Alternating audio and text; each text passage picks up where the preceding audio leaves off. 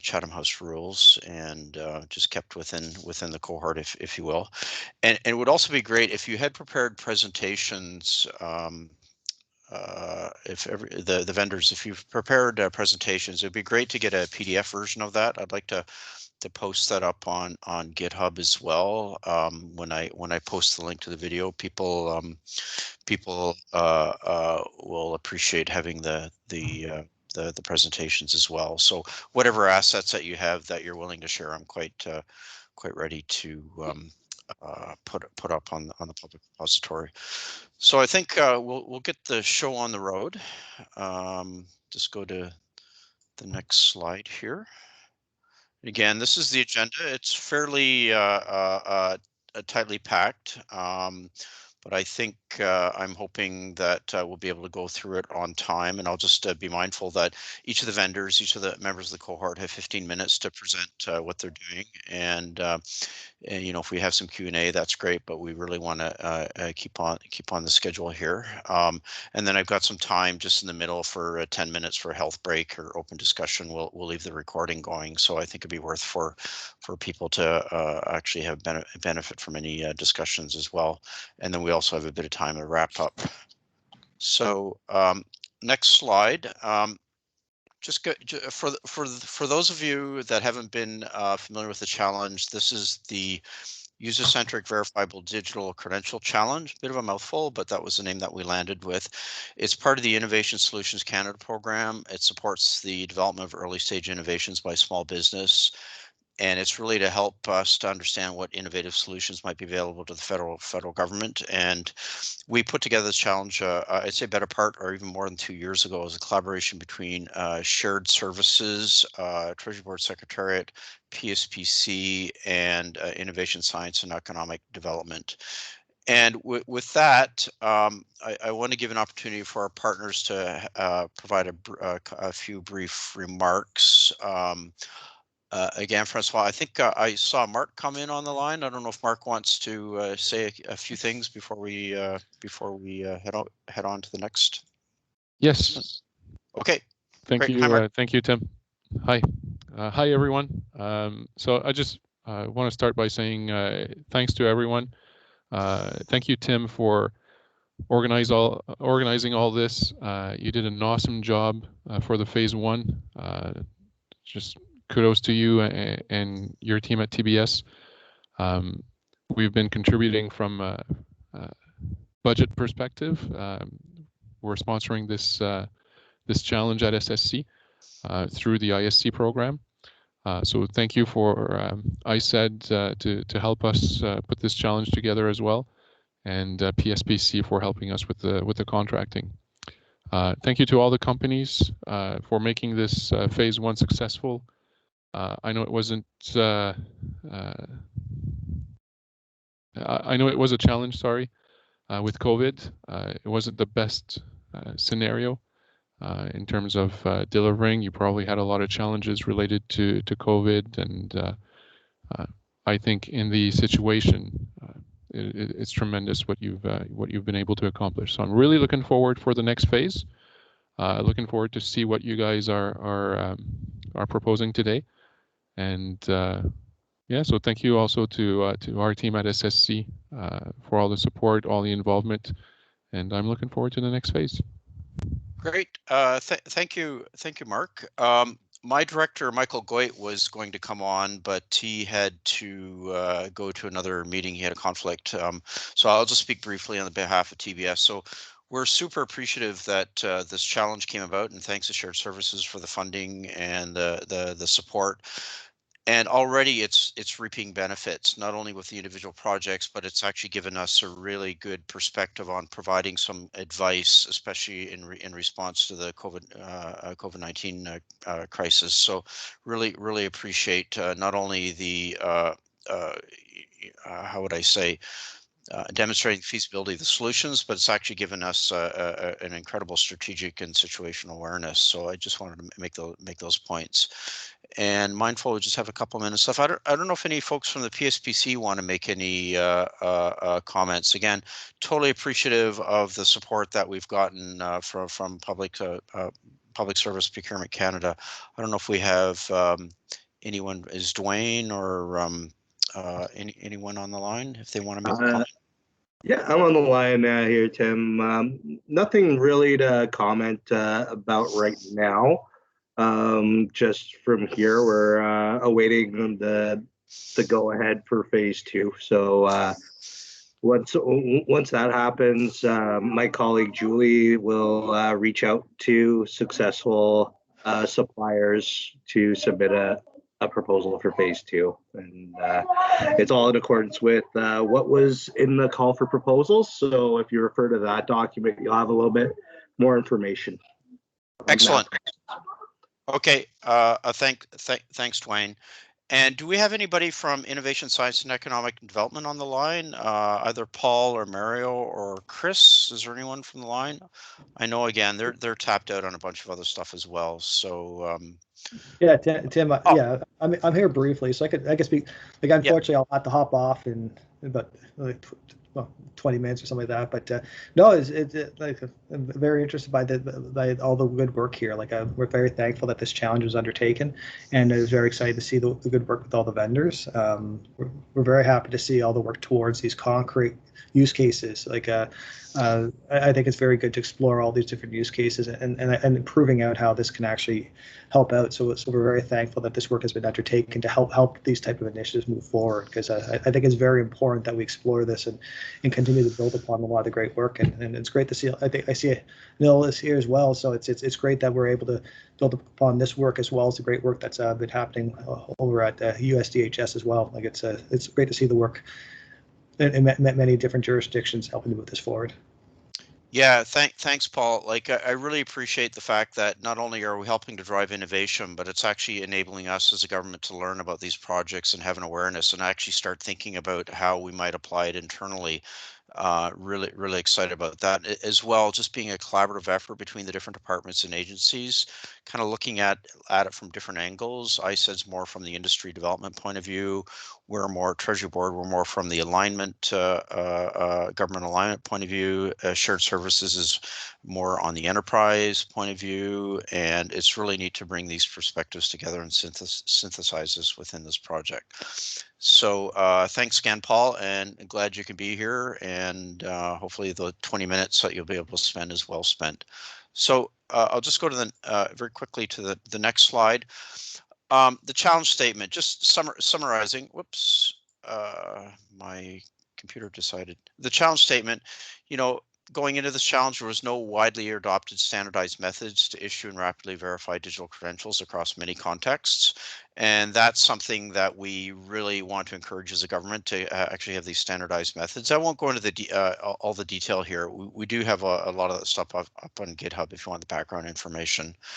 And we are developing what might be a high-level view of what we might need for a National Digital Trust Service. Basically, I stole the slide from Paul's deck from ISED, and we're starting to see some more concrete architectural manifestations, if you will, with digital wallets, issuing services, verification solutions. There may be blockchain underneath, but at the end of the day, we're seeing this very generic architecture that seems to be applying to all these different use cases, and so we're pretty excited. It's actually informing our policy development and our strategy development, and it's also, as I say, it's enabling us to see real and concrete solutions that we might be able to use as a government. So with that, I'm going to hand it over to, I think first on the block is the secure key, and I'll hand it over. I presume Mike is on the line, and or I think I saw Sandrine. I saw someone from secure key. I saw a few secure key folks. So what I'll do, I'll hand it over to you folks. Yeah, so Mike, you're presenting. And away we go. So it says my presentation has ended and someone else has started sharing. So I think that's you. So I'll hand it over to you, Mike. Yep, hopefully folks can see my screen. I can see it. Great, let's get rolling then. So yes, my name is Mike Varley. I'm Chief Architect at Secure Key Technologies.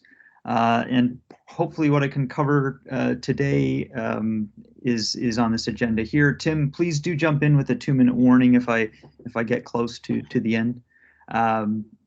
So I do want to just introduce SecureKey and our TrustBlock project, go through the TrustBlock objectives, cover off why this work is important.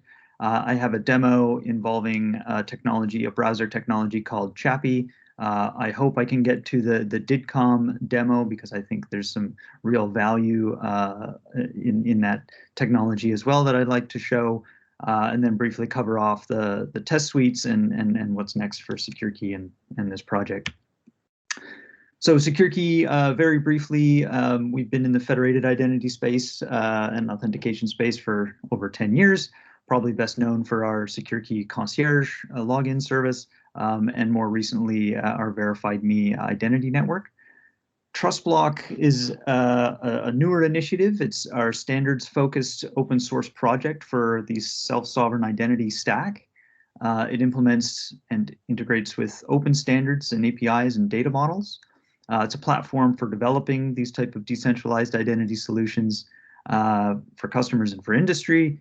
And it's also a platform for SecureKey to explore our principles and see how they fit within the greater context of decentralized identity. The focus of the TrustBlock project is on standards and open specs. So which ones? We work with the W3C and the CCG. This is the group that has put together the decentralized identifier specification, verifiable credentials, develops some of the JSON LD vocabularies, and so on. We are also involved with the Decentralized Identity Foundation, where we participate in the Sidetree specification. There's also a presentation exchange protocol that's being developed there.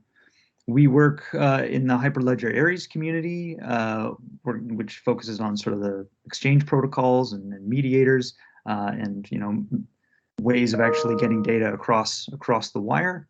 And then we're also sponsoring the GNAP specification in the IETF, which is, some have referred to it as OAuth 3. It is not OAuth 3, but it is something that we see could be very important, playing an important role in this space going forward.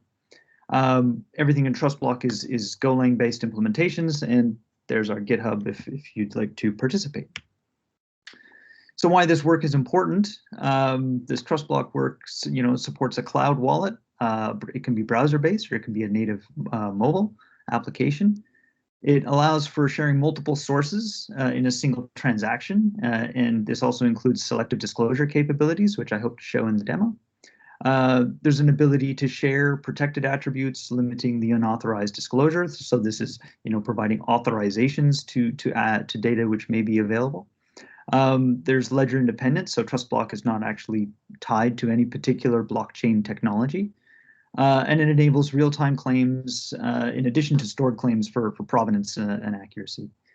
What we hope to achieve, with our partners, the financial institutions, is it lets them bring in strong customer authentication, and they can act as that safety deposit box for their customers' digital identity assets. It's usable across all platforms without the need for a physical device. When you can use your bank as that core recovery factor, and then again through the partnership with the banks, there's the advantage of a 7x24 bilingual customer support, including call center and all the support that financial institutions already provide their customers, can be applied to their digital identity. At SecureKey, our vision is to enable people to, prove you are you digitally, and we see that happening, or best realized by the combination of multiple sources. So authoritative sources, like governments providing identity attributes, when a person can then layer on top of that trusted relationships like they have with financial institutions, when they can bring in their training and certifications, when they can bring in device information for the device that they're interacting with, and then layer on top of that health and safety. We see that all of these things combine to allow a person to, prove that who they are trying to be and that they're qualified to receive the services they're trying to get online. The value of interoperability then is it enables these networks of trust. So digital assets can now easily cross trust domains, and rather than being locked in federated silos, we can, these attributes can now transit across systems that are interoperable. And it also increases that personal protection and data reliability. So as a relying party, if you're getting data from multiple different trusted sources related to a particular person, you can rely on that data as and as long as it's consistent that you are dealing with the person you think you're dealing with.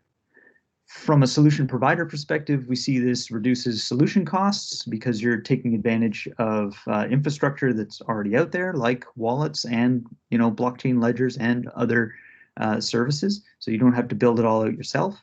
And also, there's a common vocabulary of data. So, for example, if there's an entity that wanted to take advantage of the permanent resident card, well, that data object is defined in an open standard. You can go and read that standard and write your application without having to really interact with any particular company or entity or paywall or anything like that. And this also reduces the risk of vendor lock, right? So as long as your solution is standards compliant, you're not locked into a particular vendor solution. So the first demo I'm going to show uses a technology called Chappy. What is Chappy? It is a credential handler API. It is a W3C community draft specification, and it allows two web applications to communicate through the browser. And it's currently simulated in JavaScript, but the intention is that browsers will adopt this technology, and rather than having a point-to-point or server-to-server type connection, the data can transit the browser securely. The other advantage to Chappy is it enables the bring your own wallet concept. So, a user registers their wallet with the browser, and then the issuer and the verifier side don't have to present NASCARs of supported wallets and so on. They just ask the browser, okay, get your user to send this message to their wallet, and vice versa, and it sort of opens up the possibilities there. The first demo I'm going to show is not opening a bank account, but rather actually checking into a flight.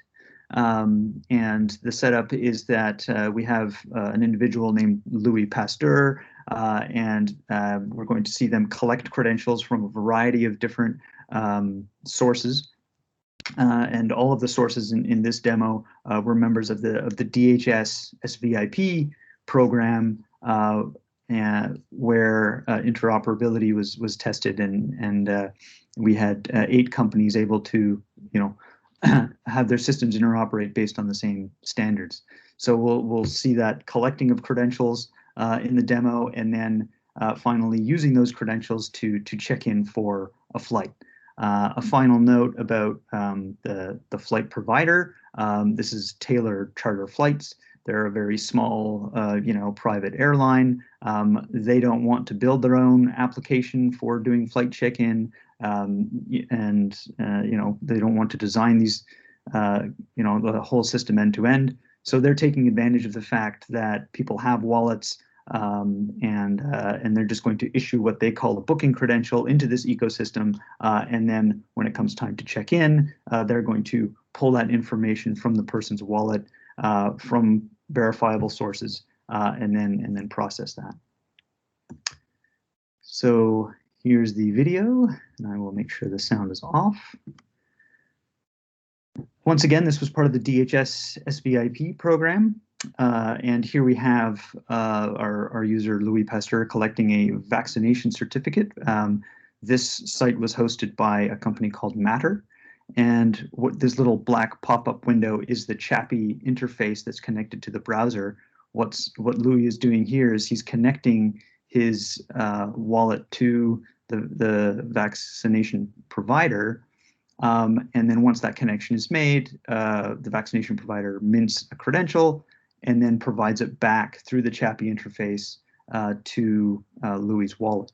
So at the end of this process, Louis now has a vaccination credential in his wallet. A similar process here for collecting a digital permanent resident card. He's logged in because he's been here before.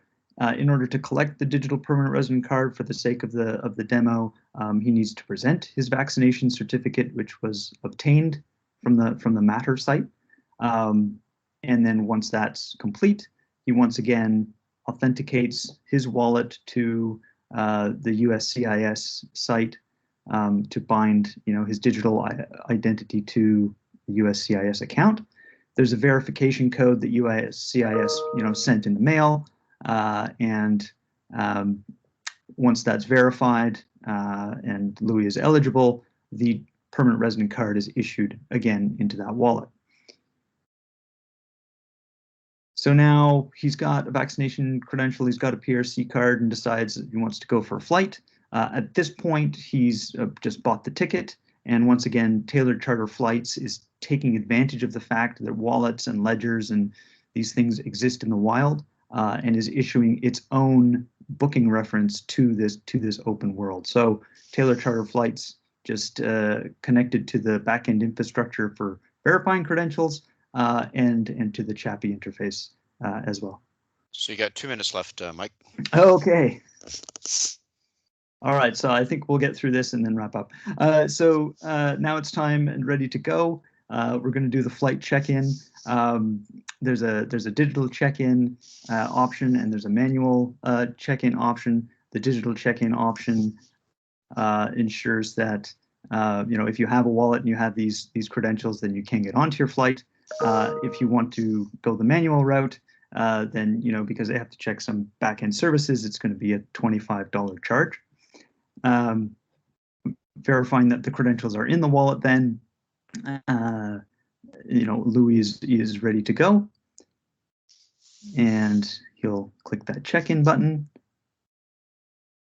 Again, this is just a final confirmation of the information that's being requested. The U.S. permanent resident card qualifies as a TSA Real ID, and the vaccination proof is just proof of vaccination. It doesn't care what type or anything. It just wants a name and to link to the other credentials, and then just that you have a vaccination. So that's the selective disclosure piece of this demo.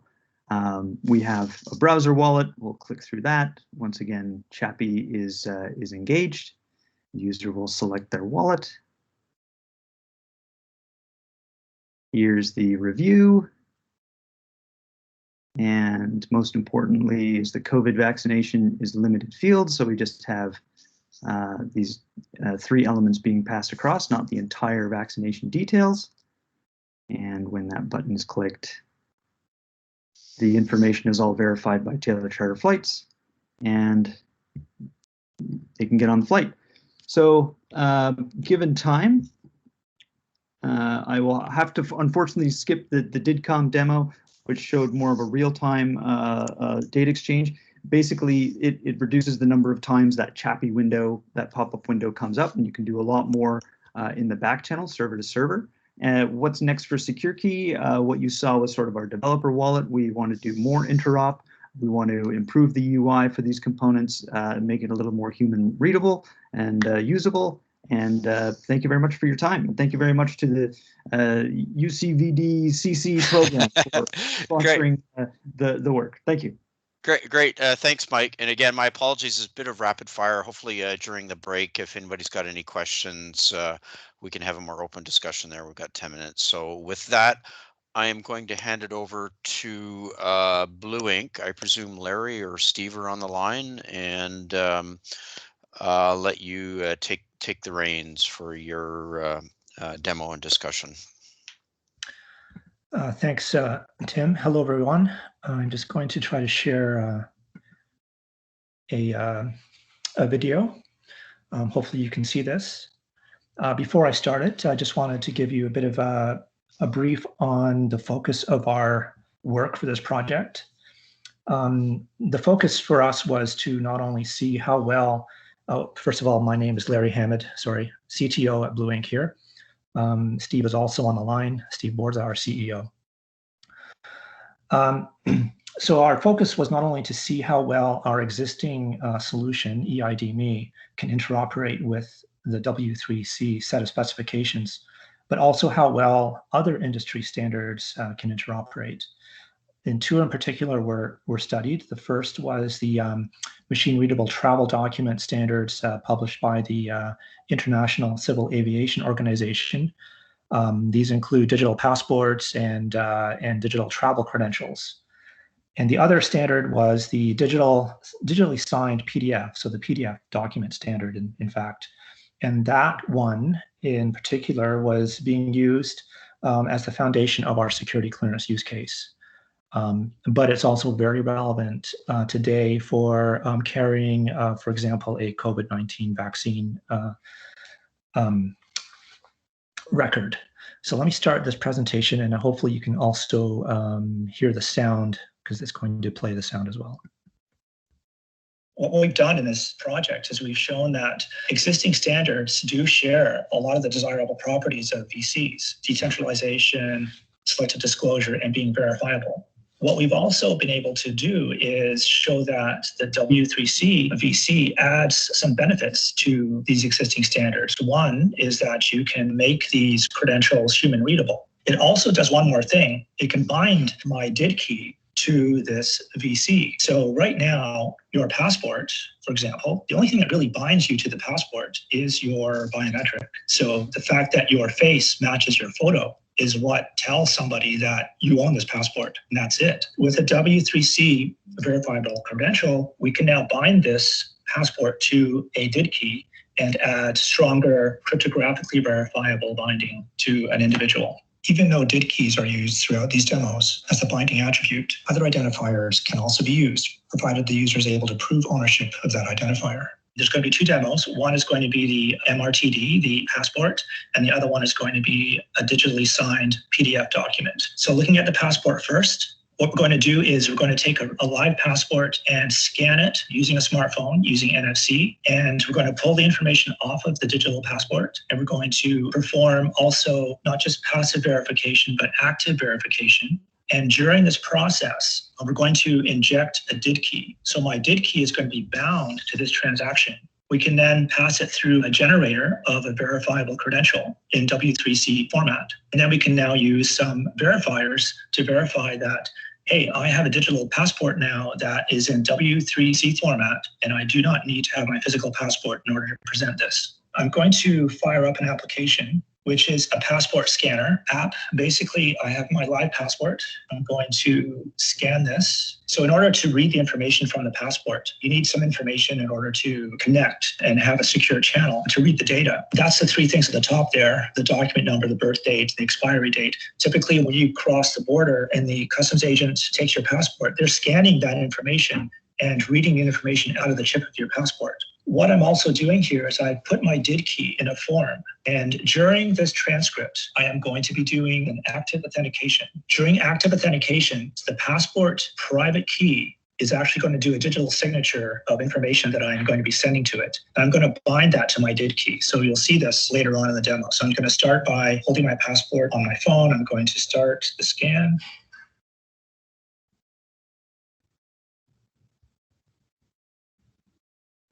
Okay, this is a transcript of all of the transactions that occurred. Data has been read from the passport all the way down to the end where an active authentication has occurred. I'm going to email this to myself.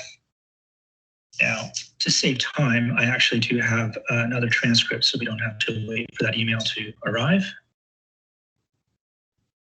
So here's that raw data that I just sent. It's a previous scan, actually. I'm going to process this data and generate a verifiable credential out of it in W3C format. So I'm going to do the report. That's done.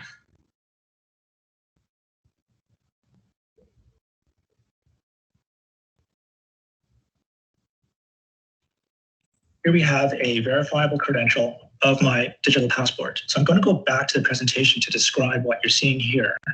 because I can show it to you in a nicer way. If you look down the credential subject area, these are the claims, the credentials that have been pulled from the passport. Now I've got my passport type, my nationality, my name, my digital photograph, and all of these are in the passport and they are verifiable. They have a digital signature behind them. There is selective disclosure, but only at the level of the DGs.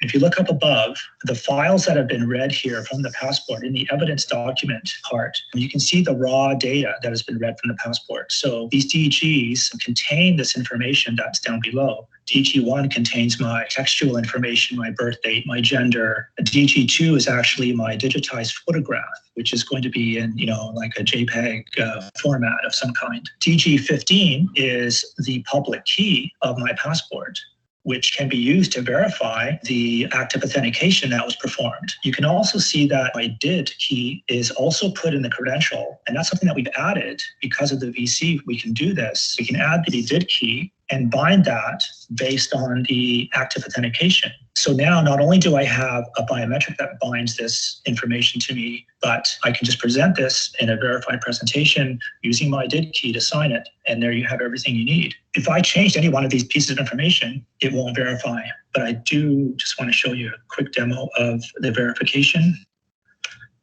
So this is the workhorse of our proof of concept. So I'm going to verify. It failed to verify because I didn't actually give it the public key database that's required. As you know, like the passport has been issued by a passport issuing authority, in this case, a Canadian passport issuing authority. There is a public key database that contains the list of trusted authorities you want to trust. And that is required, and one of the elements in the VC is the issuing authority key identifier. And that is going to be used to find the issuing authority and do the verifications. If I now do this with the public key database in there, you can see that this VC has been verified. If I were to just try to change any of this information, say I wanted to bind to a different DID key, easiest format, I repeat the verification, you can see that it failed. And that applies to basically anything in that VC. Because of the cryptography in it, the signatures won't match. If I change any of the evidence documents, if I change any of the PII, it's in there. And if I change my DID key that I just showed you, it's not going to verify.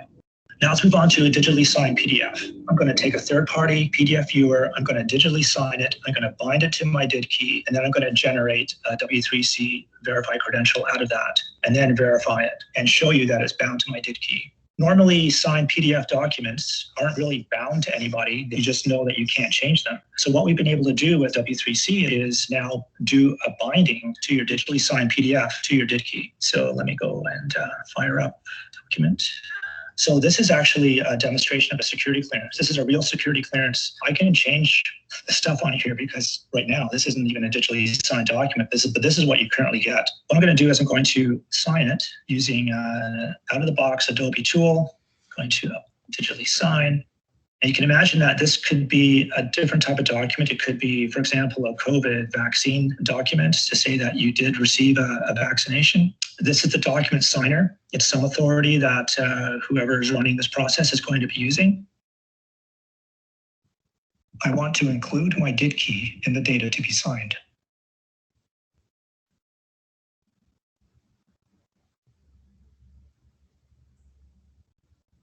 And in the reason, oh, I've already got it there. I'm going to sign.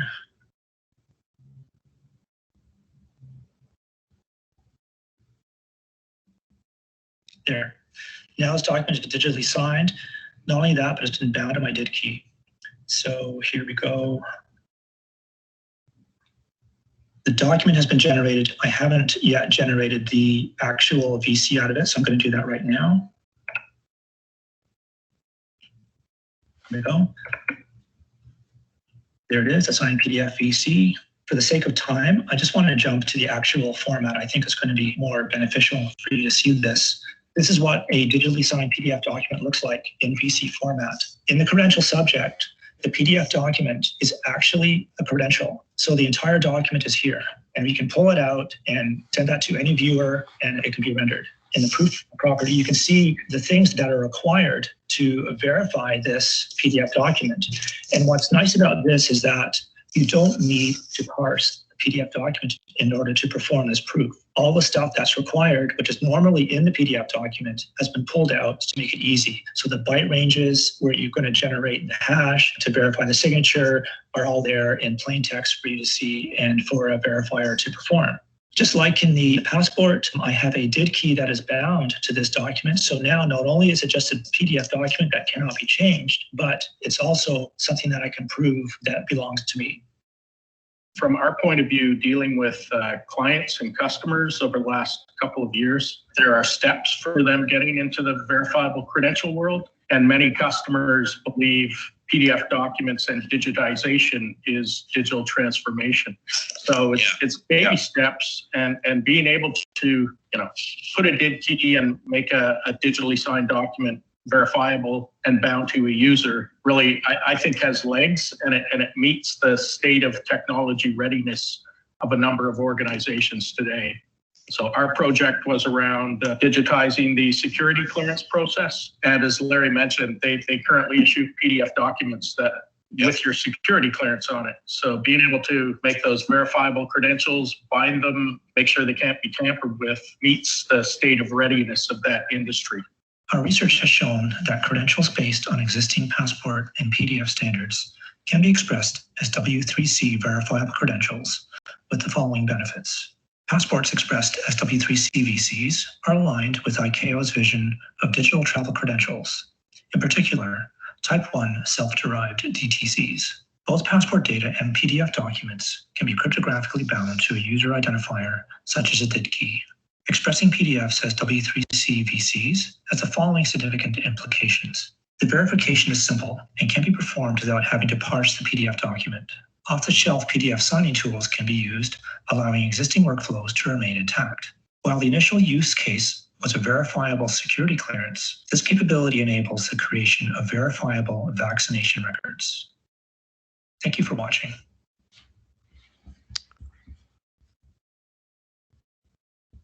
Great.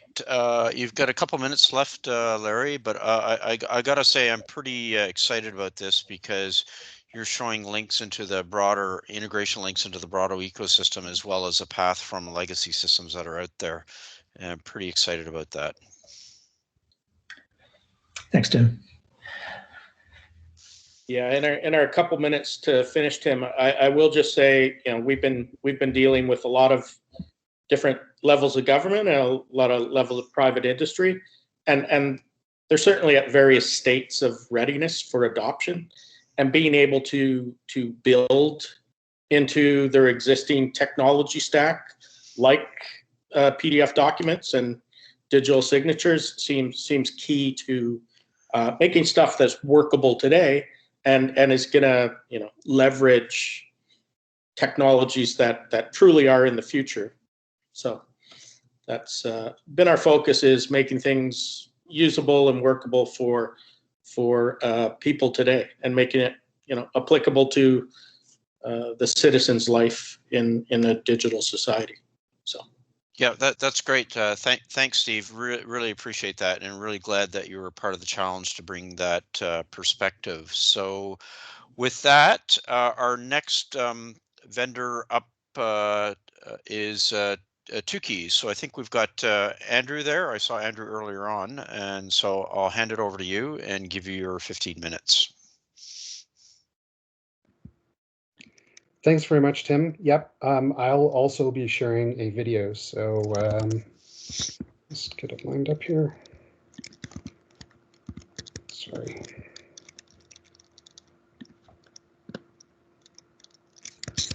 Okay.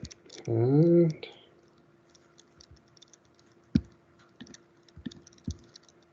here we go. Okay, yeah, we're good to go. See it. Thanks. Hello, I'm Andrew Johnston, VP, Standards Development and Industry Relations at 2Keys, an Interac company. As part of the User-Centric Verifiable Digital Credentials Challenge, 2Keys focused on use cases for foundational identity credentials. and examined 4 different approaches to interoperability in a digital credential ecosystem. Today, I'll be illustrating the importance of digital foundational identity credentials to public and private sector digital service delivery. In our first scenario, and the starting point for all the others, a government authority issues a digital birth certificate as a verifiable credential to a sample mobile wallet app. Then, the holder of the newly issued credential presents it to qualify for an unrelated government service. Our aim in this is to demonstrate the criticality of digital foundational identity credentials to any online service delivery context, and to show the value of the user-centric credentials approach with foundational identity credentials by decoupling the systems and participants in an ecosystem.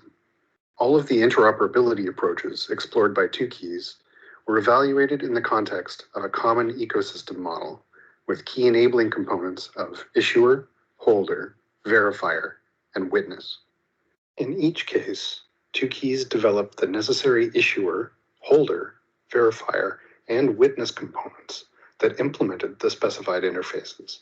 For this first approach, we rely on established industry standards like OpenID Connect and some more recent specifications like W3C verifiable credentials to support interoperability among issuer, holder, verifier, and witness. 2Keys developed some sample applications to demonstrate how each of these approaches might work from an end user's perspective. 2Keys thinks this approach of relying on standards to enable communication from one component to the next will provide great flexibility and support the necessary scaling to national and international credential ecosystems. We start our demonstration assuming that the issuer of foundational identity credentials has appropriately authenticated the person requesting them. Having connected with a holder app, see the left side of the screen here, our subject may now request a digital birth certificate. Now our issuer, the Vital Statistics Authority in this example, issues a W3C verifiable credential by conveying it to the holder and registering its existence with a witness. A representation of the credential appears in the holder, available for future use. Now our subject requests service from a different government program. When they choose to use their digital ID, the verifier, the government program, makes a request for authentication and for foundational evidence of identity. The subject reviews this request and the proposed response based on the digital birth certificate that is in their holder app. The subject agrees to present this digital identity credential information to the verifier.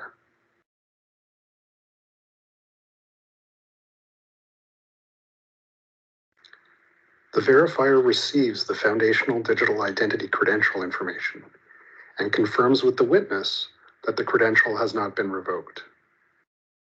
You'll see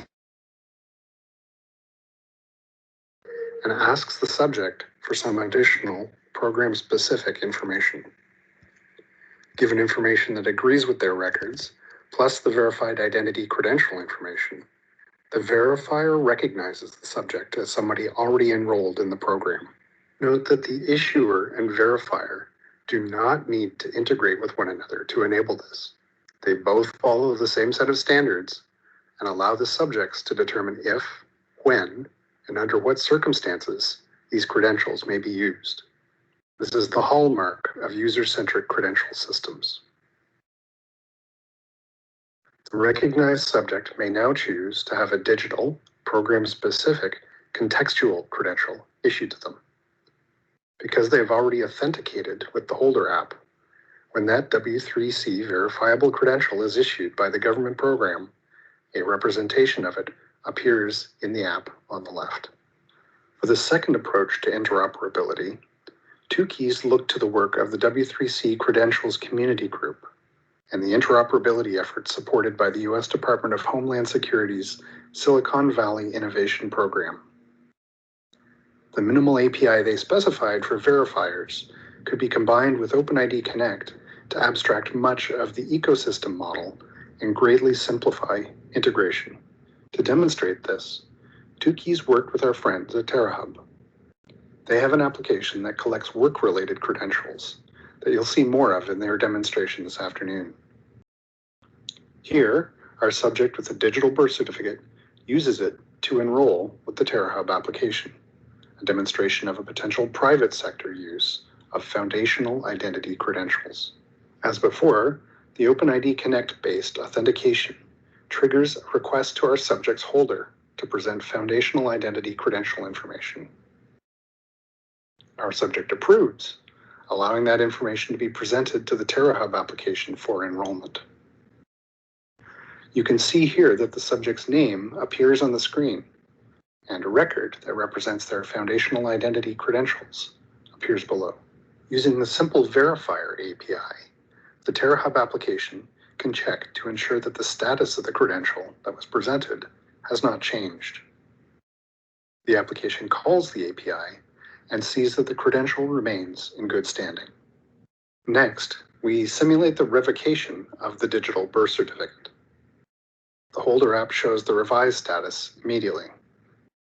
When the TerraHub application uses the verifier API, it can also see that the status of the credential has changed. Third approach 2Keys studied with respect to interoperability relies on the integration of applications with a common software stack. In this case, the witness is provided by a Hyperledger Indy network, and each of the issuer, holder, and verifier use the Hyperledger Aries Cloud Agent for Python, abbreviated here as Akapi. For this approach, 2Keys worked with our friends at Trust Science. In addition to the common software stack approach, the team at Trust Science also showed that they could consume a foundational identity credential from the 2Keys holder via OpenID Connect. You'll see more from Trust Science this afternoon. Via the Trust Science chat-like interface, an OpenID Connect authentication follows what is becoming a familiar pattern. Use the Holder app to scan a QR code. Authorize the presentation of the foundational identity credential. Identity information is presented to the application. In another private sector use case for foundational identity, an employer needs trustworthy identity evidence, illustrated here again with a digital birth certificate. Demonstrating the third approach, the Trust Science system presents a connection request as a QR code.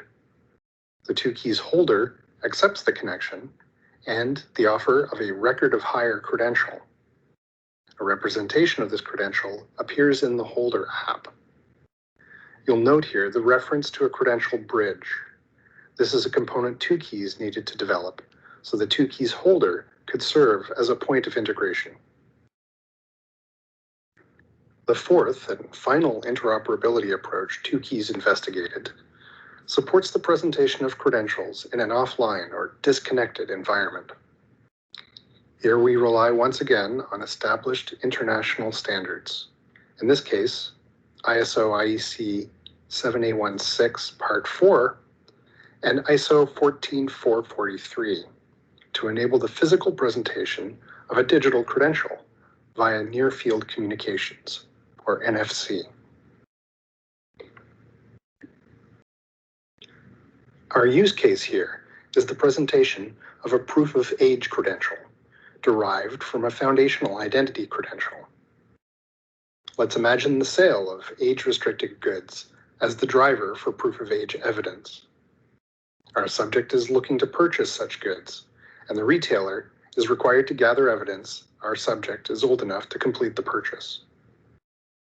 The retailer does not require all the personal information contained in a foundational identity credential, but does require a trustworthy source of proof of age evidence. In our demonstration, there are two applications. The first, shown on the left side of the screen, is a point of entry or point of sale application. This is operated by the retailer in our scenario to request the presentation of a minimal proof of age credential.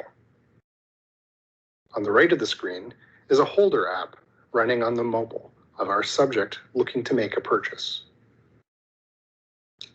When the retailer is ready to accept a proof of age credential, they set the point of sale app to request proof of age via NFC.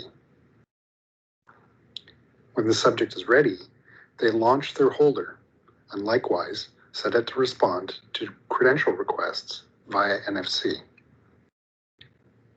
The subject brings their mobile, running the holder app, close to the device running the point of sale app. NFC communications are established, and the holder presents a proof of age credential and additional evidence that it is reliable and trustworthy.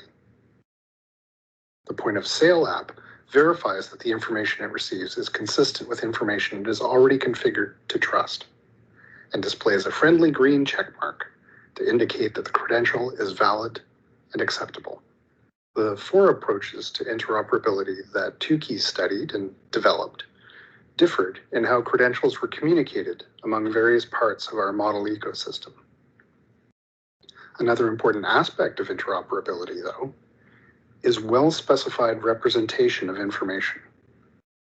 As a cohort, and with the guidance of our technical authority, we looked to W3C verifiable credentials and decentralized identifiers. With our friends at Blue Ink, we showed that the TwoKeys holder could accept and independently verify credentials issued by Blue Ink's system, demonstrating our focus on holder as the point of integration. By testing our system against the W3C Credential Community Group's test suite, we also developed confidence that TwoKeys components could interoperate with solutions from a number of other providers. While TwoKeys examined 4 differing approaches to interoperability during this challenge, it became apparent that there is still a lot of work being done to develop user-centric credential capabilities. Practically, this means that specifications are changing rapidly, and interoperation today is no guarantee of interoperation tomorrow. W3C verifiable credentials and decentralized identifiers provide a good general-purpose place to start, but development like the kind we all did during this challenge needs to continue to make them practical for use in the Canadian economy. Thank you for your attention. Great. Thanks, Andrew. We're running a couple minutes behind, so we do have a couple more minutes if you wanted to entertain any questions or comments before we head off into the break. So if anybody has any comments, and then I think what we'll do, we'll pick right up again at I think it's 2:35, and yeah, just keep to the schedule. Thanks very much, Tim. Yeah, happy to field any questions or discussion.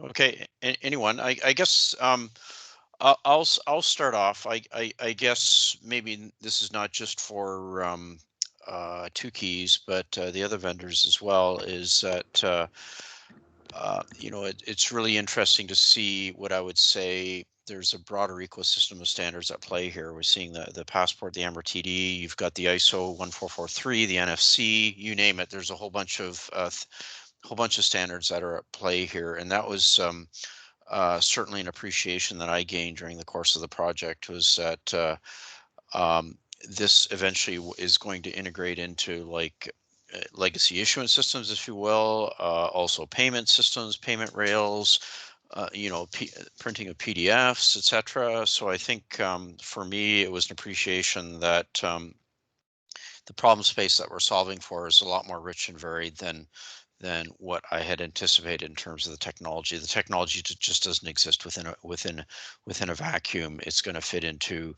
the legacy and complementary infrastructures, and that was a big insight for me. Yeah, and I think the MDL space, the ISO MDL spec, I've seen a number of states rolling out MDLs as pilots or just going for it, and I think we'll see that accelerate as well. And those are more of a certificate-based digital identity than a verifiable credentials. So that's going to be a reality as to one of the identity documents that people are going to have. So. Yeah, and for me, like we're looking at it more from a policy perspective, is try to abstract these complementary, I would say complementary, not competing initiatives into like a coherent like strategy and policy framework. And I guess the other big thing I learned was that, you know, the PKI stuff has been around for decades, and you know, public key directory, for example, has been around with ICAO since 2008, I believe, and I think the WHO just made a determination that they plan to use the public key directory if there's going to be any sort of digital vaccination certificates. But there's the new kids on the block, the decentralized identifiers, for example, that abstracts away the PKI material, if you will, away. But we still need an evolution of some sort of standardized registry that needs to be globally recognized. So the point is I think, you know, global interoperability is on the horizon, but it's going to be a variety of schemes that are out there, and we have to be ready for them to all work together and not to exclude them. The WHO being Roger Daltrey and Pete Townsend, of course, Tim, or are you talking about World Health Organization? Oh, it could be both, I guess. You did pull in New Kids on the Block for the other part, so yeah. I assume you're talking about the band. Yeah. I'm sorry. I'm dragging this into yeah. To disambiguate, the World Health Organization, not Pete Townsend and Roger Daltrey. Yes. Okay, thank you. You know, at the foundation of verifiable credentials, though, are still public key authentication and digital signatures. And the key to all of this stuff is keeping your private key private and not having it, you know, subject to attack and takeover or being lost. And so, you know, the foundation of all of this is public key authentication. So, yep. And what's newer, I would say it's been around the cryptographic protocols for a number of years, is the concept of zero knowledge proofs. Well, that's, you know, not so new, but the idea of selective disclosure with some of the more, I would say, novel cryptographic schemes like BBS and Schnorr signatures, aggregated signatures, but and also the you know, the later data formats, JSON LD, you can actually have something that's human readable, that's in digital form. I think that's a key thing. But you see that you've got the same parallels in like the mobile driver's license. They have the namespace and the identifiers may not be human readable per se, but a lot of the concepts are absolutely parallel. And I think there's room for all the different use cases. I think, and again, maybe I'm just editorializing a little bit, but my view is that there's kind of a spectrum of use cases that have been focused more on long-lived documents like educational certificates, diplomas, you know, worksite permits that don't need to be verified within seconds. Maybe a half a minute would be fine. But when you're dealing with border crossing or maybe more ephemeral kind of credential, something that needs to be issued for 12 hours or 24 hours for it to be valid, and it's going to be used in a checkpoint where thousands of people may be passing by, there's different sensibilities that need to be considered in those cases. And so that's what's been especially informative for us, is to entertain like the range of standards and solutions without necessarily excluding the possibilities of other use cases that may use something different.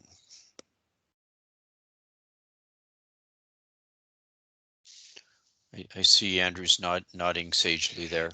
Well, so I mean, as part of the presentation, you know, we tried to emphasize the fact that, you know, foundational identity credentials in particular naturally need to come from government sources, right? The authority for identity in Canada. But you know, making them available for use in all public sector applications as well as private sector applications is really significant. The value to the economy is in the openness, interoperability, and the general purpose usability of the credentials once they're issued. Yeah, and I've decomposed it into what I call the technical trust. Can you actually technically trust the document, meaning it hasn't been tampered with? Like, you know, the private key, the public key with which it was signed is actually the um, is public, you know, the public key that you're verifying with. But that is completely separate from what I've been calling the business trust, which is how do you know that key was actually controlled by the right entity, and what were the controls there? That's stuff that really falls under like operational procedures and agreements between which keys are valid or not, and that really has nothing to do with the technology. You know, the analogy, I guess, what's in operation today with passports, it's the public key directory, the one that's maintained by ICAO. I think there's only about 60 or 70 countries that are actually agreed to that. But you basically actually have to trust the country that they're providing the right public key, and that's more of a business trust. That is a business trust consideration that, again, as I said, doesn't really have anything to do with the technology. You could have like another quote unquote trust framework, and I guess what I'm finding, the trust framework is really boils down to what's the list of issuers that you trust, and then you get into more technical issues of by which means. Then it's a public key is a decentralized identifier. It could just be a lookup list or whatever. Do you store that locally? Do you get that from a global directory? And again, I would say that this challenge has actually informed us considerably on what the considerations from a policy point of view. And again, speaking more from my perspective, not officially on the government's behalf, like our greatest fear is always like lock-in or you know, to no one's fault actually, investing in a direction that looks like it's innovative and novel at the time, but at the end of the day, fast forward 10 years, it's a legacy system that you can't get out of. So that's why we're paying a lot of attention to the space to really understand. Like, we're literally seeing developments on a daily basis in this space, and we just, and especially with the COVID-19 like response and recovery, we just want to make sure that with the strategic commitments that we make can actually serve us well in the long run. Your comments, Tim, about sort of operational security and the operationalization of process and policy was something that we discovered in the offline approach that we studied. If you remember my diagram there, the witness and the issuer and the verifier all interact offline, and that's basically to do Yep. the communication around the sort of the basis of trust and who's got which keys and things like that. Once that's done, then the disconnected proof can happen. But as you know, the payment networks have a pretty serious operation sort of expertise there in making sure that all that happens properly, because that's, you know, those are the rails on which payment ride. Yep, no, I agree. And just one final comment, like, again, reading the latest guidance with WHO, they've decided to go with the public key directory because of the operational aspects that countries are familiar with it. And that's a big thing that's less appreciated. So with that, we're at 235, 236 actually. So I'm going to hand it over to Trust Science. I think I saw Chris, and who else is there from Trust Science? I'll hand it over to you folks to carry the call. Yeah, hi, thanks, Tim. It's Neil here. Okay, you should hello. see my screen now. Yeah, and full color. Yep, there we go. We got Awesome. you. It's all yours. All right, thanks. My name is Neil Bourgeois. I'm with Trust Science. A little bit about Trust Science. So first of all, we are located in Edmonton, but we have a team spread throughout the world. We provide credit scores for people who either do not already have a credit score or are otherwise difficult to score.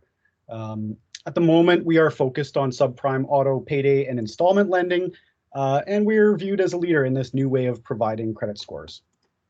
Our team was comprised of Chris Matichuk, our CTO, Charles Lanahan, myself, Neil Bourgeois, and Ashley Snellgrove. And then a little bit about our use case. So our proposal was to create a decentralized credential system that models a process someone would have to go through to request benefits from a federal agency, similar to Service Canada and others. We wanted to simplify the process, which is currently burdensome from a time and effort perspective. And so the main idea was that citizens would hold credentials in a secure wallet on their mobile device, and they would have the ability through this wallet to consent to sharing information for enrollment in federal benefits. So like CERB, which we know well in Canada, and also things like EI, employment insurance, and others. The wallet, in addition to servicing sort of this federal agency, would also be multi-purpose. So it could be used to consent to sharing information for other general purposes. And through some of the interop demos, we will show this as well. So here's kind of a high-level overview of our solution. Talking about some of the actors on the screen, Fred works for Service Canada. He manages hundreds of millions of foundational identity credentials, such as social insurance numbers and birth certificates. And those things are necessary for getting the crucial benefits that people need, and when they need it. He has compliance, security, and infrastructure costs, as well as legal obligations to deal with, not only for citizens, but for all of the employers.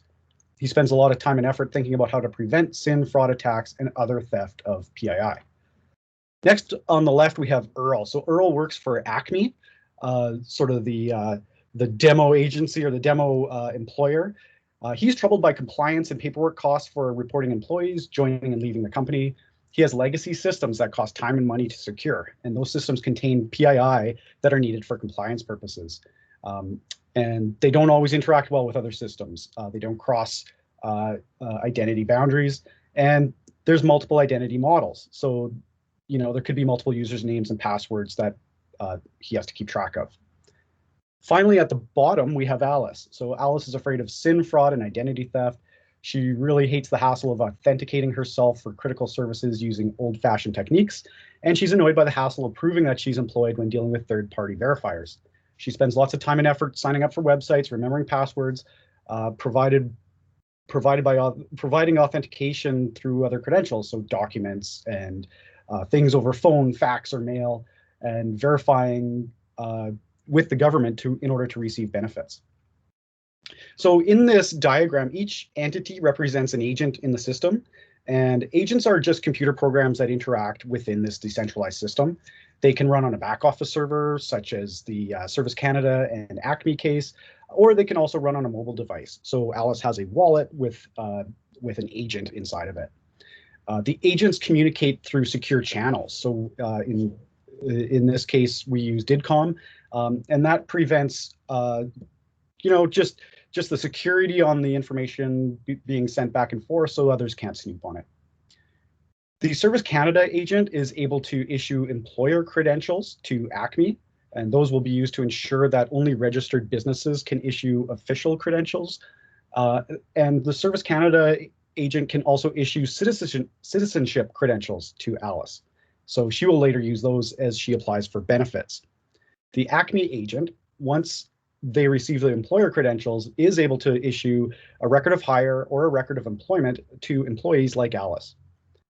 And then finally, Alice's agent is able to obtain various credentials and also request federal benefits from Service Canada. In that process, as we'll see, she will be able to consent to presenting credentials or some selective disclosure of those credentials. And Alice's agent is able to interact with other third-party verifiers in a similar manner for other purposes. Some of the core problems we wanted to address were that centralized authorities require a constant network connection, and we wanted to show that we can do this in an offline nature as well. Also that there's semi-secret information, so there's a lot of PII that's being protected everywhere, and having that information securely stored inside a wallet is much better than in a central database. Also, there's no single standard credential model that can be used across a variety of data security contexts. A little bit about some of the industry standards and technologies. So we are using a Hyperledger Indy blockchain, but no data is actually stored on that ledger. That's just for keys. We did some tests with the BC government's test and staging networks, and we are compatible with sovereign networks. We support both the W3C VC and the Indie AnonCred. And in both cases, while the technologies didn't have BBS Plus implemented, they will soon, and we intend to adopt them as soon as they're ready. We are easy to interrupt with because, as you can see on the bottom, we adhere to the VC HTTP API specs, as well as the Aries interop profile v1. And this really helped us integrate quickly with some of the other partners on this project. So our solution also uses zero-knowledge proofs. And for everyone's benefit, or those that are not already familiar with zero-knowledge proofs, so for this situation, Alice is asked to present some personal information as part of an application process. She has a credential that includes that information among some other irrelevant information or stuff that's not needed for that application. And she doesn't want to share that other information out of privacy concerns. And so using the Trust Science wallet, she's able to hold that credential digitally in a secure format. And she's able to select which information from the credential she wants to disclose as part of the application process. And also, rather than sending the information itself, she's able to, or the wallet is able to generate a proof on her behalf of that information. And so the information is never really shared for the application, just a proof of it. And that in this way, the proof can be verified without any information leaking. So on to our demo. We start out with Alice already having established a connection with Service Canada. She now wants to obtain a citizenship credential that she can use at some later time to receive a federal benefit. And so I have a video. And you can see on the screen, this is her wallet. She selects the Service Canada connection that was already established and just clicks the request citizen credentials. She enters her SIN so that Service Canada agent can look up her record in their legacy database. And we can see that the credentials were issued. And there in her wallet is the actual credential.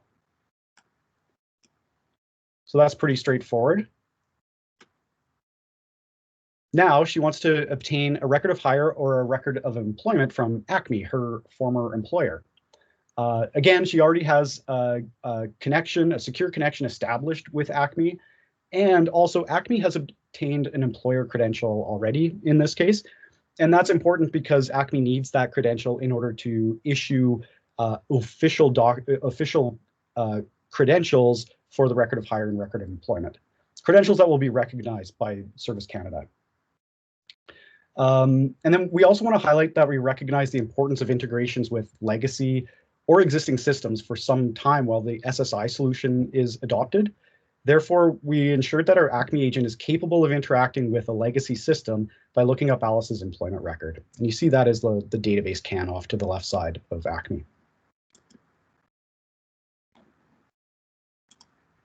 So we'll bring up another video. And again, the connection is already established. And so through the menuing system, she can just click on the request record of hire. She enters her name as a key for lookup in the employer database. And we can see that the record of hire credential was issued. And you can see some of the attributes on that credential as well. Things like the business name, the employee start date, things like that. Now she'll go and request her record of employment, again, providing her name.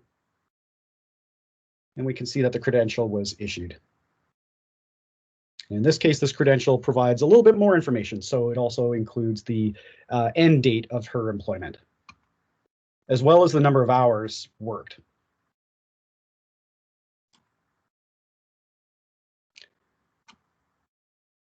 All right, so finally, with those two credentials in hand, Alice can actually request some federal benefits. So she already has a secure connection with Service Canada. She has the record of employment and citizenship credential required for applying for those benefits. And the benefits have eligibility requirements that Alice will have to consent to sharing with Service Canada. And so in this case, we're going to demonstrate a zero knowledge proof of some information.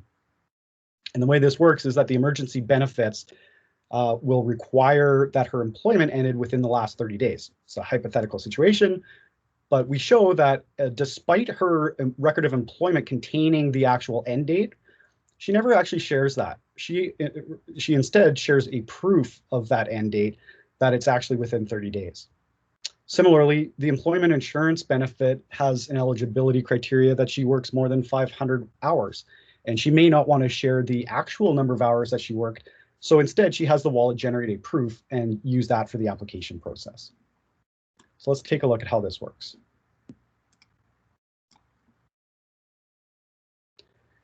So with those 3 credentials in hand, she can go back to her secure connection with Service Canada. And she's going to request the emergency benefit. Now, Service Canada will acknowledge that and say, hey, we need a little bit more information from you. Can you present some more information? So she'll go to the proof request. You can see the eligibility criteria there. And we also want to call out that the termination date is not shared, only a proof that she was terminated within 30 days. She can approve that request. And then she'll go back to that connection and will request employment insurance. And when she does, it's the same pattern. So her proof is requested. She'll go to the proof tab. And again, different eligibility criteria, and she's not going to share the actual number of hours worked. Rather, she's going to share a proof that those exceed 500. So we'll go back to the connection. And if we scroll down, we can see that she has been successfully enrolled in benefits because those proofs contain the right information.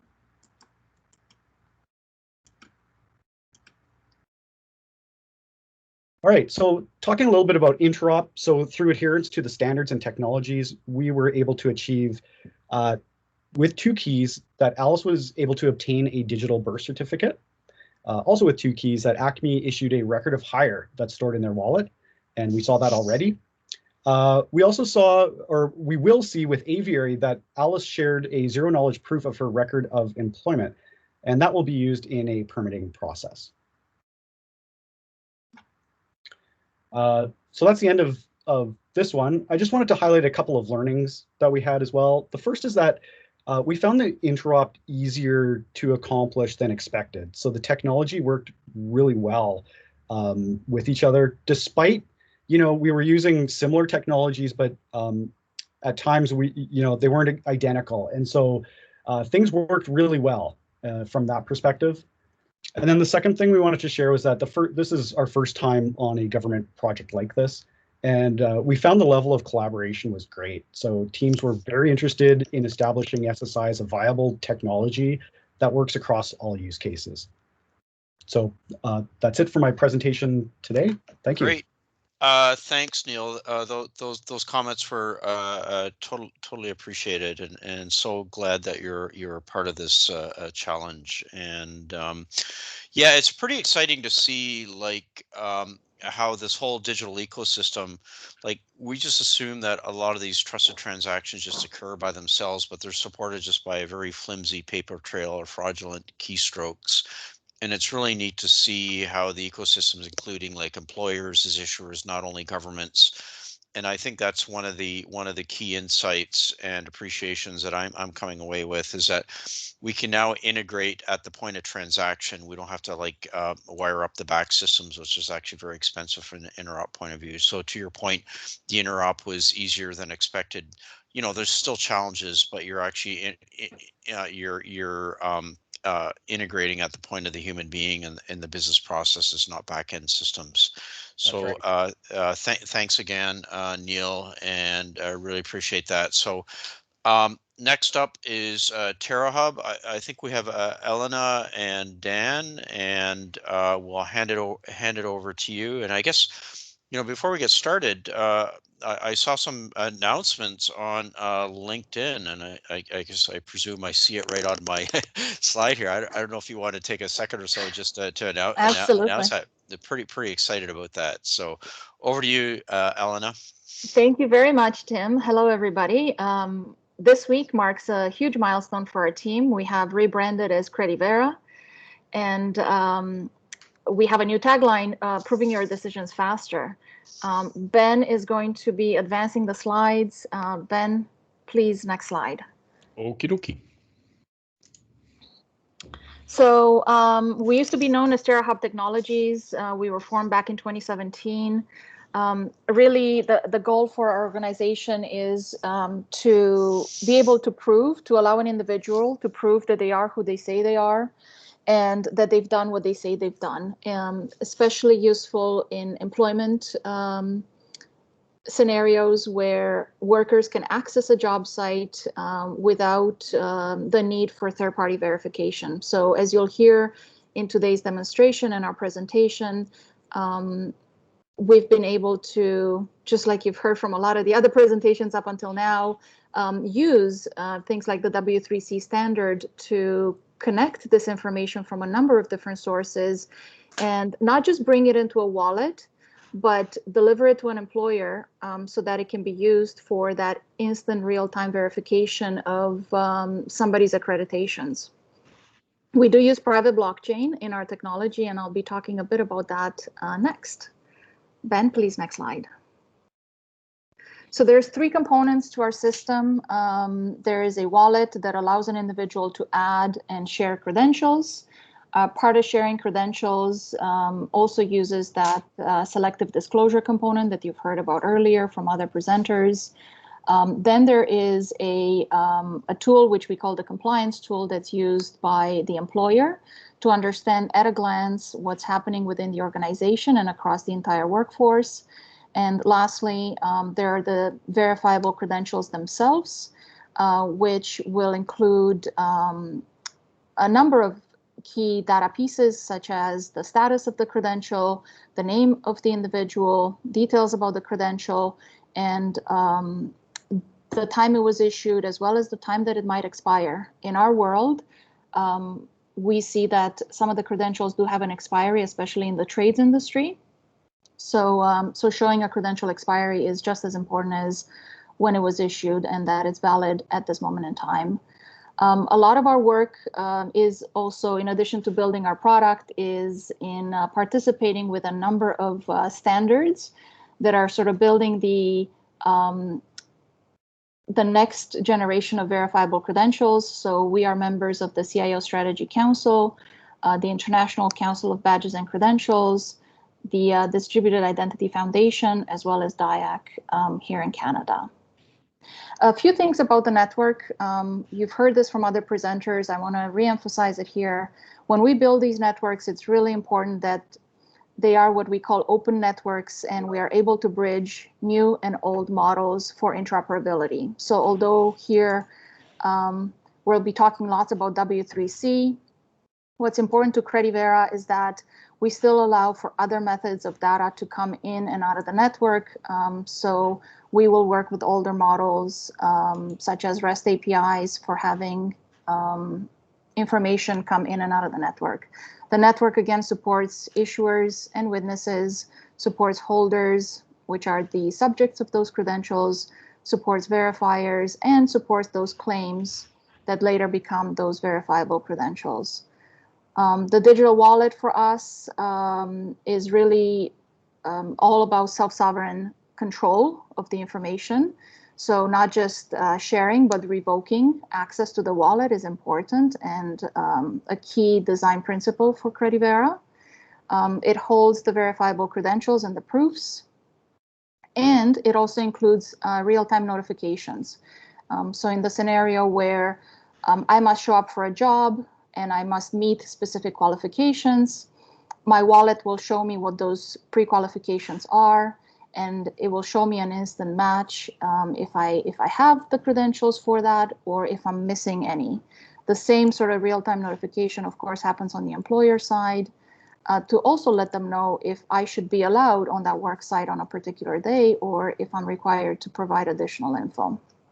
So that's it about us in a nutshell. I'm going to hand it over to Ben. He'll talk about our work as part of this program. And I want to thank everybody. It's been an incredible journey. Thank you, Tim, and thank you to all the participants in the program for the immense brain power that you've put into this and support.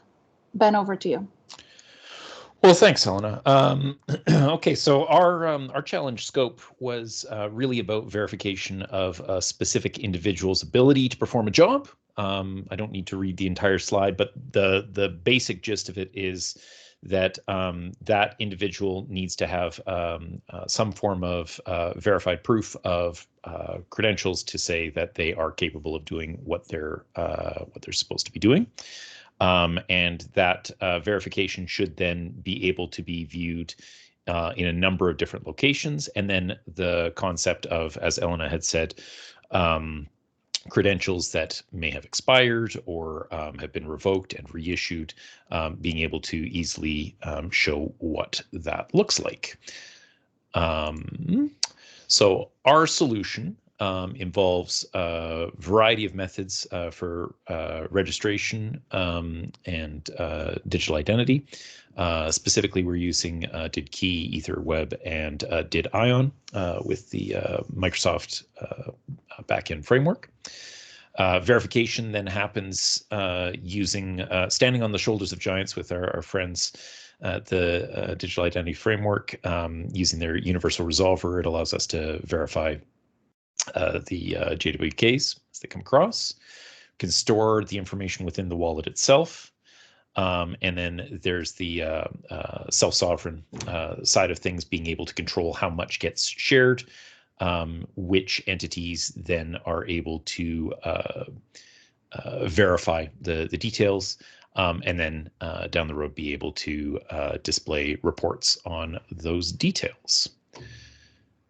Now, earlier in this whole presentation, you've seen some of the demonstrations with our friends at 2Keys, but you can see the general workflow of what was already displayed. An identifier is created. Credential request is created. This then runs through the 2Keys system, again, proving that interoperability between the systems. And our system then can validate that response and store it within the wallet itself. Communication over the system as a whole was using OpenID Connect, and the did SIOP specifically for the holder to authenticate and validate. Secure keys, a similar sort of a workflow and process. It's using DIDCOM as the communication layer for that, using DidKey and DidWeb for the identification of things, and the data itself stored using the JSON-LD standards. And I think the next bit would be most interesting, would be showing the demonstration. Now, we were going to show the 2Keys demonstrations, but Andrew, the demo that you did was so fantastic, and so eerily identical to the one that we have, that we'll just call back to that and say it worked really smoothly on yours, and we will not subject people to the same demo a second time. Instead, we will go on to our 2Keys demo, like so. And I'm going to make sure that volume is up. Please let me know if you guys can hear as we play this.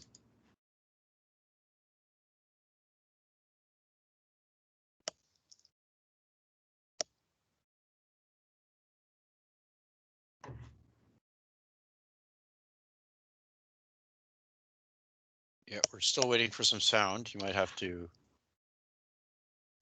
My apologies here. I'm just going to adjust this to make sure that it plays through. Let me just pull back. And I feel like I have stumbled over my words here when I was doing the demonstration. This is actually our secure key demonstration. But I can walk through this as we're going. So we go to our web wallet login, and we authenticate using the API trust block system.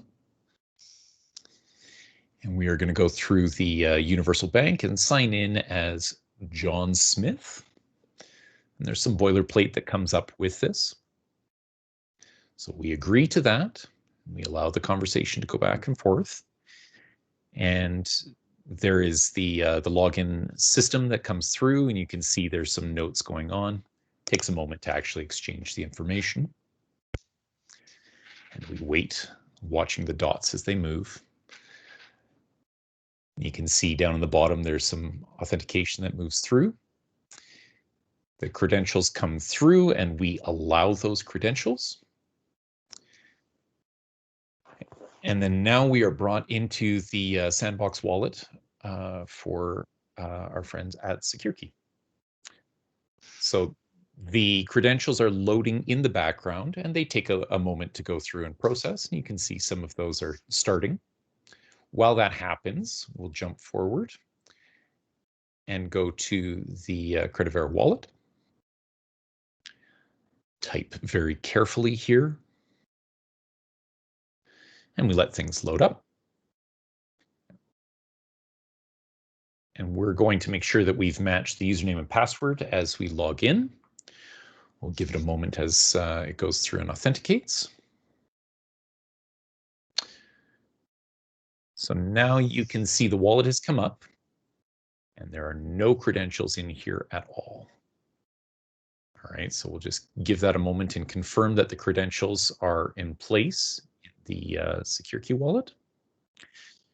Now we're going to add the credentials from SecureKey. So we click the button and then confirm that yes, we would like to do that. So we're selecting from the specific wallet. And when we pull the credentials across, we're only pulling across 2 at this point. There are several others that were there, but within the back end, we said we're only looking for 2 of them. And it thinks a moment and does the conversation back and forth with the APIs. Chatter, chatter in the background. And now we have our 2 credentials. We can just see what those details are, and we agree that we would like to pull those into our Credivera wallet.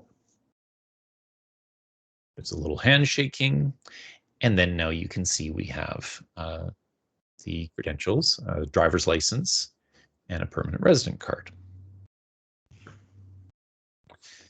If we pull up the driver's license, you can see that there's a verification that's in place there with the details of the credential as it's been passed across, showing things like where it is, who it's come from, and the dates.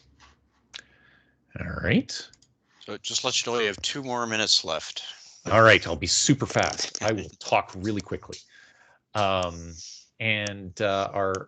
next demonstration is specifically for the compliance side of things.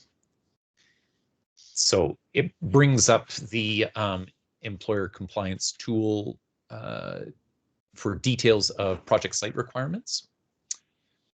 So we are looking at the Ottawa South Yard, and you can see that there is an individual that has an invalid credential.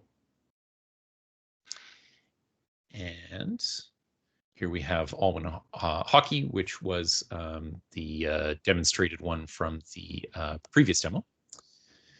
And we're going to go into the Toronto location, and there's 2 valid credentials that are showing inside of here. So the credentials that are in place, we have the 2 core requirements that are in place. We have the driver's license and permanent resident card to allow someone to access the site. So we need to confirm that individuals meet those requirements. So the credentials then make their way from the user's wallet into the employer's compliance tools using the overall system.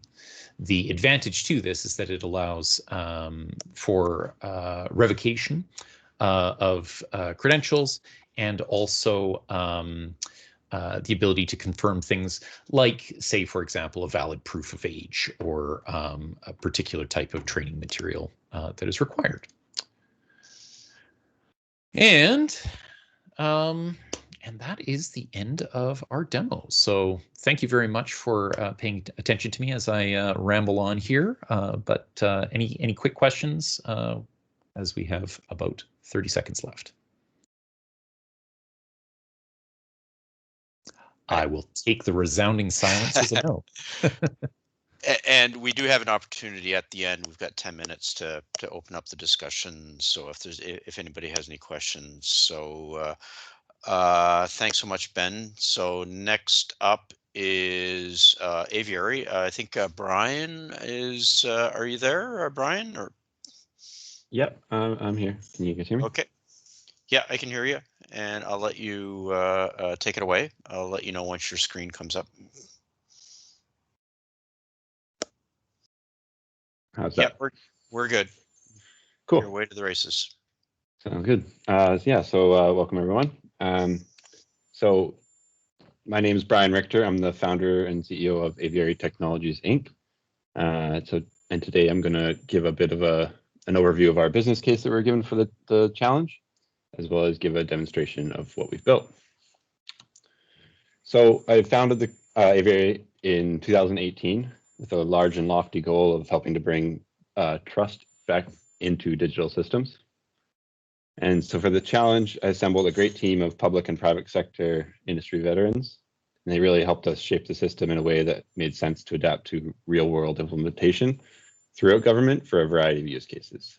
We really do believe that the W3C VC data model is robust enough to lead to a national or global digital verification platform. And we're focused on continuing to build out all of our future systems with verifiable data using this model. So when Canada legalized cannabis for recreational consumption, it was a pretty unprecedented time. Being the first country to do so meant that everything was brand new. The industry is, of course, very politically polarizing, and there's a high level of risk in the infiltration of organized crime. This means that secure issuance of a verifiable data would solve a number of difficult challenges in this industry and regulatory framework. The regulatory framework is quite complex. There's various levels of regulatory authority. Each province has different requirements which are hard to navigate for both industry and public sector. And this here is just a small window into the complexities of the industry. Sharing information accurately and securely is hard even within government, and then let alone introducing the private sector into the picture.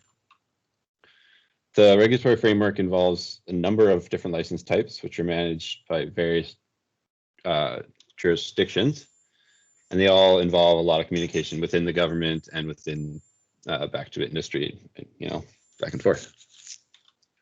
So we've designed a system with both industry and regulators in mind. Both sides of the equations have their own requirements, which means that a solution that doesn't consider the other side will result in incoherence.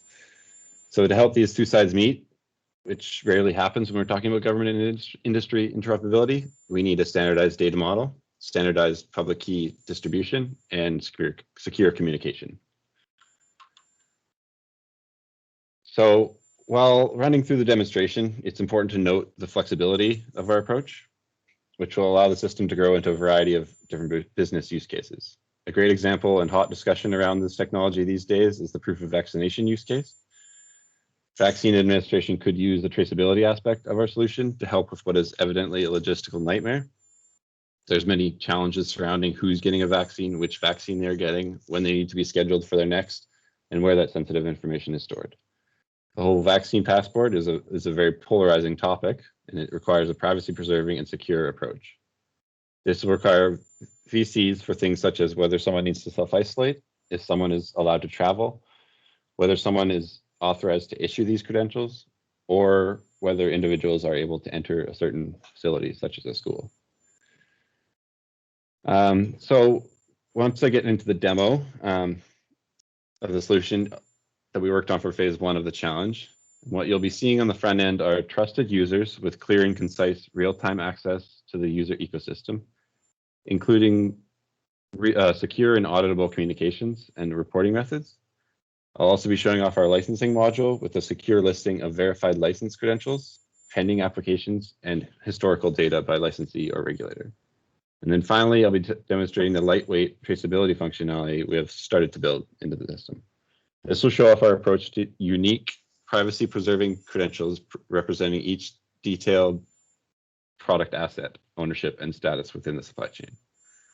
On the back end, what ties all these features together is the use of verifiable credentials, decentralized identifiers, and DIDCOM messaging. VCs are a standardized data format that ensures interoperability between cryptographically signed data objects. DIDs are a new type of identifier that are decoupled from any centralized registry, identity provider, or certificate authority. And then DIDCOM uses cryptographic keys available from DIDs to create end-to-end secure communication channels. So get into the demo here. So the AV1 system solves the problem of issuing and verifying licenses for the purpose of cannabis-related interactions. I'm going to emulate two different user roles, which should be on different computers in the real-world system. In red, I'll be displaying the role of a federal or provincial regulatory authority. And then over in here in green, I will be showing the role of a prospective cannabis production licensee. Each of these users have their own sovereign domain running AV1 within their own cloud or server infrastructure. So let's get started by showing how a licensee can enter the network. They first navigate to the web portal, and as you can see, they have some connections with their employees. They are not yet connected to the regulator, though, however. We can quickly connect them using just the domain name of the regulator.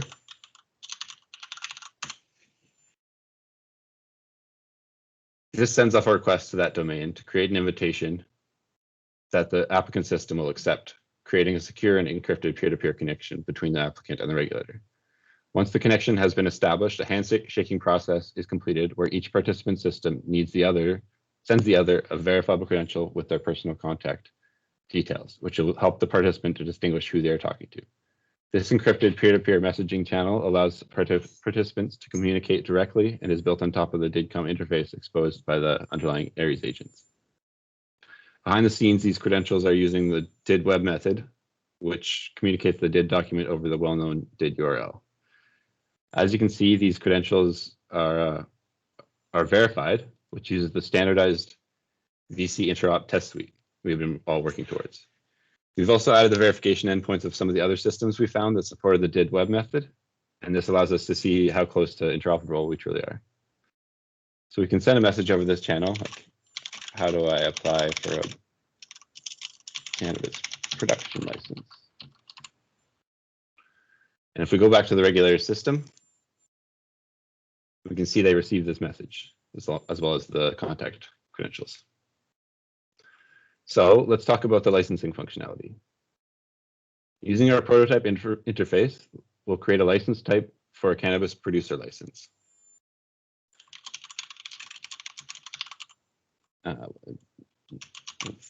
Make them require their name in the license. So submitting that process writes two transactions to the Indy ledger. The first transaction writes the schema with all of the given attributes, and the second writes the credential definition, allowing users to issue credentials of that type. The credential definition takes a bit of time, especially on the dev network here, when creating a new type of license. The issuance process, though, is entirely off ledger, so it shouldn't take time at all. Still going here, all right. So while it's going, switch back to the applicant system. Have to wait for this license to finish.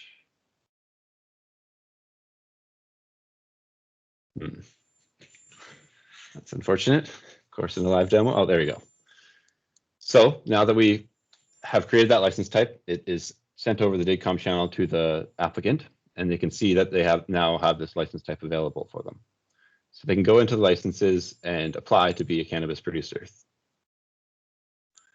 So they can create an application here, give themselves a name, create the application, sign it, and submit it over to the regulator. What's interesting about this specific VC is that it uses the JWT credential format. You can see that in this weird data blob here. This allows us to include arbitrary data without requiring the resolution of any JSON LD context or query any ledgers for the schema. So another important aspect of the cannabis licensing framework is that regulators are very concerned about who is involved in a business. To help prevent any bad actors from entering the supply chain, they require information about all of the relevant associates of a business. For this, we collaborated with Charles and Neil and the Trust Science team to include their proof of hire credential. Unfortunately, for this demonstration, I don't have one on me, but I can show the process of requesting it, the proof of hire. So we're able to go into our Alice here, which is our employee, click here and request only the pertinent information, employee name and the business name. This will send off a proof request, which Alice is able to accept and send back, which can later be used for application of a license. I'll show the proof presentation a bit later on. So now that the regulator has all of the relevant information for the application, they are able to navigate to the adjudication process and either approve or deny the application. You can also send a comment, approve the application, which issues the license. You can see here. Back at the applicant's view, we can see that they've received the license through their DIDCOM channel, and we can view that license in their licenses tab. It shows us all the relevant information for their license credential. And great, so now that the user is licensed, we can demonstrate the lightweight supply chain functionality that we've built. We will create a product asset instance using the form here, which uses the W3C traceability vocabulary. So we can add a couple of the fields from the vocabulary here.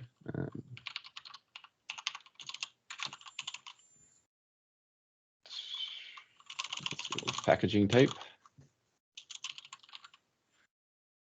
Say it's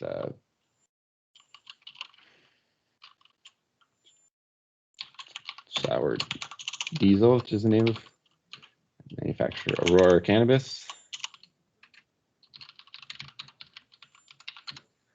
So we can submit this application or this product, which creates a new VC. You can look at one of these other ones here, and so using this, once we submit it, this uses the standardized issuer API, and then creates the product in their system.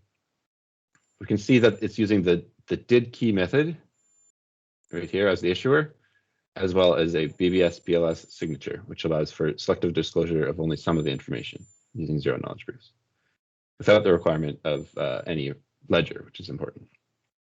To demonstrate this, we can navigate back to our connections view. We can talk to our employee Alice here. We can present only some of the fields from our product here, the GTIN, and send this proof over. This derives a new credential with only the pertinent fields. As you can see, only the name here and the GTIN. None of the other information was included. And the credential still verifies. So today I've demonstrated the AV1 system and the flexibility of our approach. We have shown 3 credential formats, 3 signature suites, and 3 different DID methods. We have shown the use of a DIDCOM message channel for secure and encrypted peer-to-peer communication, and we have shown the use of a number of JSON LD contexts. We've also built a number of partnerships within the ecosystem and look forward to building more. In a relatively simple user interface, combining a number of leading edge technologies, we've managed to secure the cannabis supply chain. Thanks everyone for your time. We're really excited to build the solution out further. Thanks, Brian. You're right on the money for the timing. That's excellent. And for me, the big takeaway, it's really neat to see how these concepts are actually shown in a concrete use case, and you're actually operationalizing it now. You can actually see from the point of view of a regulator what they need to do from the point of view of an applicant. And I think it's really neat to see it in the context of the cannabis licensing use cases, because that's very, very real, and everybody can relate to, Canada was one of the first jurisdictions to legalize that. So, and as you said, it also brings in the idea of the supply chain, which like is subject to attack or criminal elements, if you will. And it's really neat to see how this is all tying together with verifiable credentials. So really appreciate like bringing that domain knowledge to the challenge. Yeah, it was a lot of fun to build this in. Okay, well, thanks. So we've got like a few minutes, 10 minutes to wrap up. If any, we'll open the floor for any discussions or comments. But maybe before I do that, I just want to make a couple of closing comments. Like, quite frankly, I was blown away with what we achieved with this challenge, with the vendors, the participants that you saw here today. What was really exciting about this challenge was that we did not like tell the vendors to do their own thing individually, and then we had to figure out as government how to tie this stuff together. At the outset, the approach that we took was that we encouraged the vendors to work with one another, and you can actually see as a result of this challenge, there are some very good friendships. I heard the word friends all over the place, which is great. And equally important, the partnerships and working relationships. And I think that in and of itself goes a long way for developing this digital ecosystem. And I think what you're seeing and what I'm beginning to appreciate is the complexity and richness of this digital ecosystem. And we're not so sure how this is actually going to play out. Not so much technologically, I think we're getting a pretty good idea, but how this is actually going to fundamentally change how we interact with clients and regulators and authorities. And once you get an appreciation of these models, where you can literally message to apply for a credential and get it received, almost like doing a text message, like you're seeing these new models of interactions that are you know, it takes a while for you to get your head wrapped around, and you probably have to re-engineer your business processes or overlay some new capabilities on your existing business processes. The other thing too is despite the richness and the complexity, there are these fundamental patterns of the issuer, holder, and verifier, and I think you can bookend on either side of that thing, like the very business or context specific things on how you offer credentials, which is very specific to your vertical or your sector.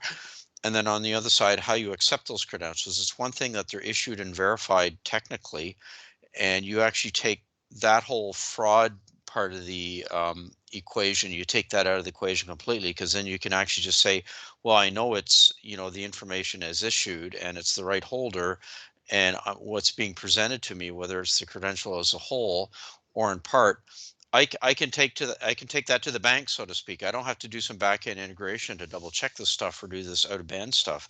So there's a lot of I would say we're realizing the implications of how this is going to streamline or upend like existing business processes for the better. So I'll leave it at that and open it up. Like, I'm really excited again for the potential. It's a bit breathtaking to realize like the complexity that we're moving into, but I think if we actually can land on some key models and some patterns and some standards, it's just going to unlock a huge part of the digital economy and enabling trust. So I'll leave it at that if anybody wants to chip in and make some comments and observations.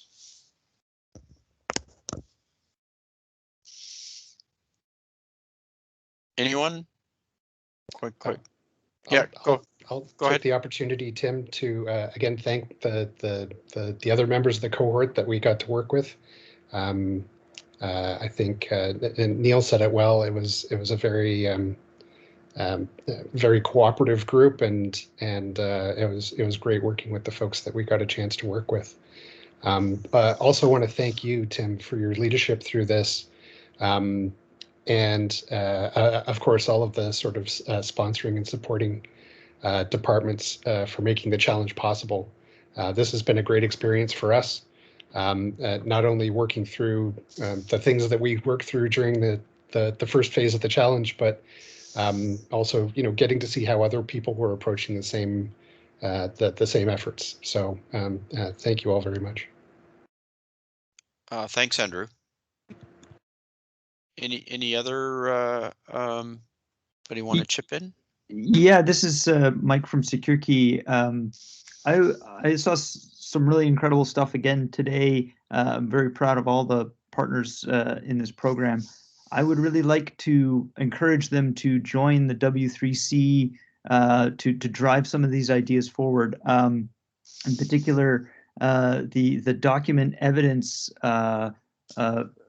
format that Blue Ink was doing, I think would be incredibly useful to bring into that community. The witnessing concept we see in governance, we see that picking up a lot of steam, and we need that voice in that community.